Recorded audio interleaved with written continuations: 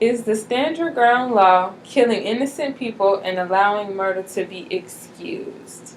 Since 2005, when this law was passed, there has been numerous questionable events. Is this law reasonable, with the foundation being a person's fear?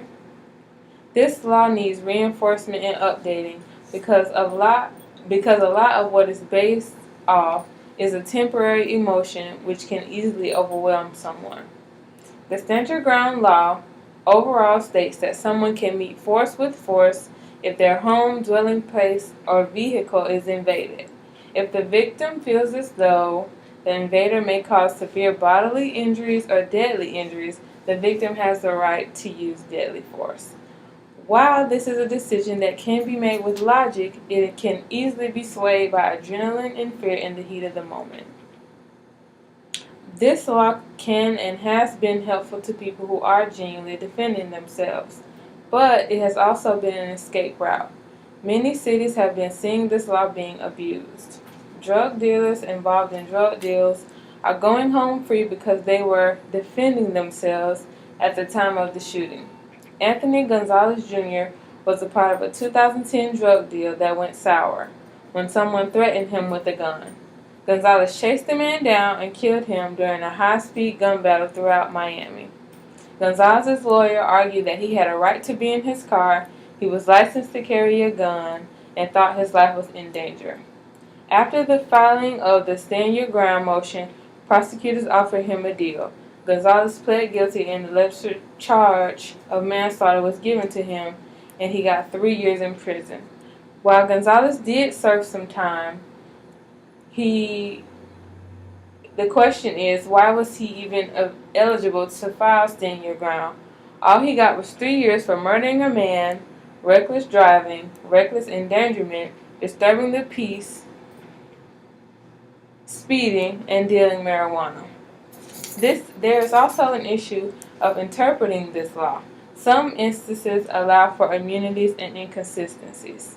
For example, in winter spring, a man named Owen Eugene Whitlock came home on Christmas Eve of 2009. There he found his daughter's boyfriend, Jose Ramirez, angrily pacing his driveway. Ramirez was flexing his muscles and swinging his fists. Whitlock stood his ground and fired a fatal shot. He was not charged. But in a similar situation, in Clearwater, Florida, Terry Tyrone Davis shot and killed his cousin. After an argument over a necklace, Nathaniel Gooden Jr. paced up the walkway of Davis's home in 2010 with a group of his friends. Circuit Judge Philip J. Federico said, Gooden was definitely looking for a revenge fight, but that does not allow you to kill a guy. Davis is now serving 25 years in prison. Both of these situations are very similar but with different outcomes. There needs to be a much clearer idea of what's excusable and what's not. The law simply states if you feel threatened and the invader is on your property, that you can shoot away.